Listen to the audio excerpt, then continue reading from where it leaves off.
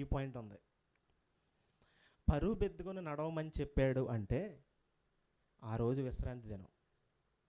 అసలు ఆ రోజు ఏ పని చేయకూడదు, ఎటువంటి భారమైన పనులు చేయొద్దని చెప్పాడు దేవుడు. ఎటువంటి గట్టిగా ఉన్న వస్తువులను మోయకూడదు, అసలు నువ్వు ఏ పని చేయకూడదు, నీ ఉద్యోగాలు మానేయాలి, నీ సమస్తం మానేయాలి అని చెప్పాడు. శుక్రవారం రోజు సాయంత్రమే యెరూషలేము గుమ్మాలు మూసేయండి అని చెబుతాడు లేవీలకి, యాజకులకి, అక్కడున్న 70 మందికి.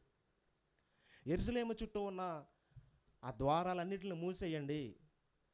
మరి యెరూషలేము పట్టణానికి వచ్చే వ్యాపారులు కానీ ఆ ద్వారాలు గుంటే లోపలికి రావాలి, అవన్నీ మూసేయండి.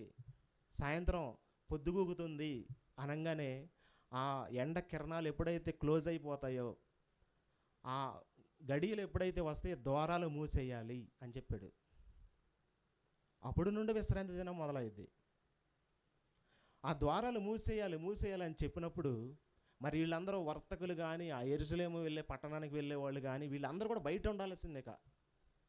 అందరూ బయట ఉండాలి, ఇక వెళ్ళడానికి దారి లేదు. ఇంకా చుట్టూ యెరూషలేము దేవాలయం చుట్టూ ప్రహరీ గోడ ఉంది. ఆ ప్రహరీ గోడకి అనేకమైన దారులు ఉన్నాయి.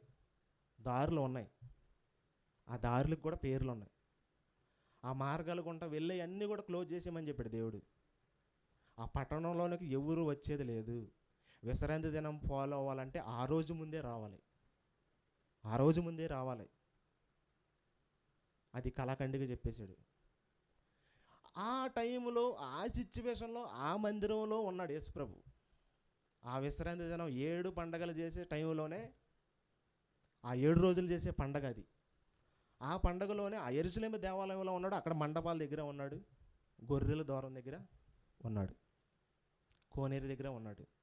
ఈ వ్యక్తిని స్వస్థపరుస్తున్నాడు. ఆ స్వస్థపరిచి వెళ్ళిపోయాడు. తర్వాత పరుపెత్తుకొని నడువు అని చెప్పాడు. అక్కడున్న ఆయన పరుపులే కానీ, సాపలే కానీ, మంచాలే కానీ అవేం రాయలేదు, కానీ పరుపు అని రాశాడు. కానీ ఇంకా ఆయన సామాగ్రి ఇంక ఉండొచ్చు, ఆయన తినే వస్తువులు ఉండొచ్చు, ఆయన బట్టలు ఉండొచ్చు. ఇవన్నీ ఒక మూటలేక కట్టుకొని మోసుకుంటూ వెళ్తున్నాడేమో, మనకైతే తెలియదు. కానీ అలా వెళ్ళినప్పుడు పరిసయ్యులు, సద్దుకాయలు వీళ్ళందరూ చూశారు. ఏం పని చేస్తున్నావు, అసలు ఈరోజు ఏంటి అని అడిగారు వాళ్ళు. అసలు ఆయన లెగిసి నడుస్తుంటే ఎవరు స్వస్థపరిచారు ఏంటి అని అడగకుండా, ఏంటి నువ్వు చేసినది ఏంటి, అసలు ఈరోజు ఏంటి అని ఉంటుంది. మనం కిందకి చదువుకుంటే వెళ్తే అదే ఉంటుంది మొత్తం. నిన్నెవరు స్వస్థపరిచింది, ఏ వ్యక్తి అని